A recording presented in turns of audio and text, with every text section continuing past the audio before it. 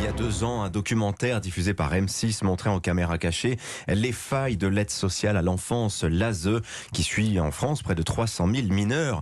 Hier soir, la chaîne a diffusé un autre documentaire du même réalisateur, La Suite. En quelque sorte, qu'y voit-on ?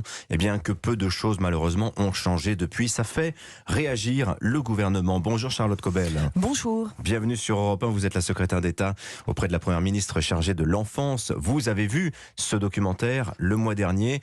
Alors, je ne peux qu'inviter les auditeurs d'Europe 1 à le visionner. Le constat est implacable, Madame la secrétaire d'État, que ce soit en foyer, dans les hôtels sociaux ou les familles d'accueil, l'ASE ne parvient pas à aider ses enfants à s'en sortir. Il reste effectivement, et on le voit dans ce reportage, de nombreuses dysfonctionnements au sein de la protection de l'enfance, dans tous les champs que vous avez évoqués, dans l'accueil, dans les familles d'accueil. Et voilà. Mais permettez-moi quand même de dire que, au-delà du prisme journalistique, et c'est important qu'on ait des reportages comme ça qui permettent de parler de la protection de l'enfance une fois tous les 2 ans. On n'en parle pas beaucoup de la protection de l'enfance.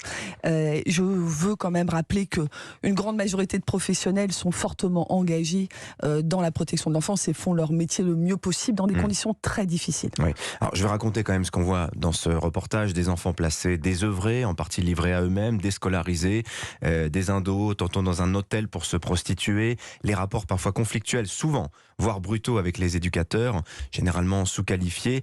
Est-ce que c'est un simple manque de moyens financiers, de moyens humains, Charlotte Cobel ? C'est plus compliqué que ça. Alors d'abord, permettez-moi aussi de vous dire que tout n'est pas à l'abandon. Les départements mettent 8 milliards d'euros dans cette politique publique.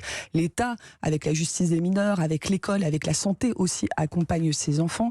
Et beaucoup de choses ont été faites. En février dernier, une loi est passée, elle interdit les hôtels sociaux, et donc la loi d'ailleurs est passée après ce reportage. Ce reportage a un peu plus d'1 an quand même, il faut le dire. Elle interdit les hôtels sociaux, elle rémunère mieux les familles d'accueil. On a eu tout un plan de valorisation financière de ces professionnels. Oui, les problèmes viennent effectivement d'un manque d'attractivité effectivement de l'aide sociale à l'enfance. Les problèmes viennent d'une situation complexe de nos enfants, parce que la responsabilité, elle est complexe en matière de protection de l'enfance. Il y a bien sûr ceux qui doivent prendre en charge les enfants les plus fracassés et les plus en difficulté. Mais n'oublions pas quand même qu'on est dans une société aujourd'hui où un enfant meurt tous les 5 jours dans son environnement familial, où on a 160 000 victimes au moins par an chez les enfants victimes d'infractions sexuelles. Donc on a une société qui ne va pas très bien et qui s'occupe pas très bien de ses enfants, et derrière des professionnels qui doivent récupérer et prendre en compte des enfants en grande difficulté. Regardez cette jeune fille dans ce reportage qui a des troubles importants du comportement, qui effectivement était accueillie en hôtel social parce qu'elle ne tenait pas à l'école, parce qu'au niveau de la santé, il faut effectivement un accompagnement très complexe avec des pédopsychiatres dont on sait qu'aujourd'hui, ils sont en nombre insuffisant. Donc chacun a ses responsabilités. L'État doit être au rendez-vous, les départements, mais aussi les familles et les adultes. Oui, Charlotte Cobel, vous défendez l'aide sociale à l'enfance, on le comprend bien.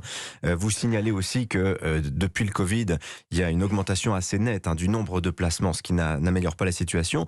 Vous avez, à l'issue du reportage hier, tout de même fait des annonces annonçant plus de contrôle, plus de recrutement, plus de formation aussi. Exactement, c'est la responsabilité des départements et de l'État de renforcer les contrôles de ces établissements et de ces services qui sont souvent d'ailleurs opérés par des associations très engagées.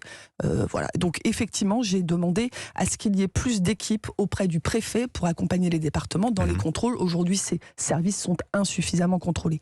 Le contrôle, c'est aussi une manière de dire à des professionnels qu'ils font bien leur métier ou qu'ils font mal leur métier et qu'il faut les accompagner mieux dans un exercice compliqué. Oui, pour les familles d'accueil aussi, dans le recrutement des familles d'accueil, c'est vrai qu'on avait vu des images assez étonnantes. Il y a 2 ans de cela, où pratiquement sans contrôle d'identité, on pouvait devenir famille d'accueil. Tout ça est amené à changer. Alors, les images qui sont là sont très choquantes. Quel est l'employeur qui recrute un salarié sans prendre sa carte d'identité ni son justificatif de domicile?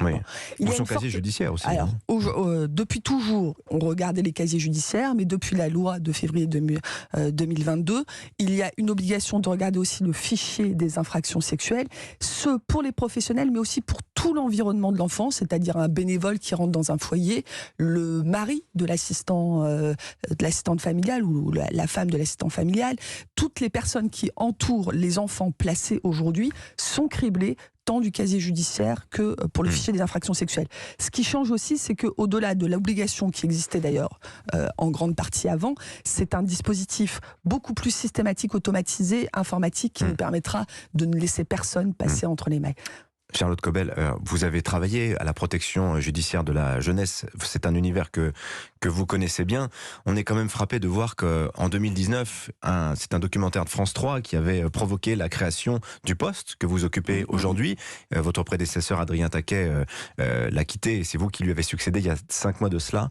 Quelque part, sans les médias, malheureusement, on constate que les choses avanceraient peut-être moins vite en ce qui concerne l'aide sociale à l'enfance. Alors, l'aide sociale à l'enfance, le président en a fait une priorité dans le précédent quinquennat et il a renforcé cette priorité parce que je ne succède pas tout à fait à Adrien Taquet. Je suis placée auprès de la Première ministre justement pour permettre une meilleure collaboration de l'État avec les départements. Nous étions la semaine dernière auprès des départements dans le cadre de la grande assemblée générale des départements de France où la Première ministre a rappelé sa volonté de coopérer notamment dans le champ de la protection de l'enfance beaucoup plus. À côté des départements, il faut la santé, il faut l'éducation nationale et la justice qui sont des responsabilités de l'État. Il faut des contrôles de l'État qui est aussi la responsabilité de l'État.